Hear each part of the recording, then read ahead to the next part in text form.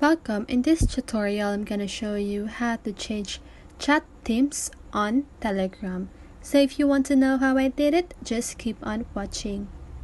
So first, you want to open your Telegram app and then make sure that your account is logged into it.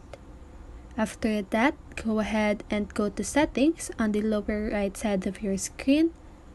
And then as you can see, there is a appearance section.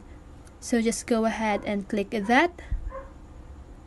And then here, you can click chat themes.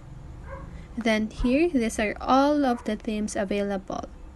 And then you can also change your own theme, okay, or custom your own theme.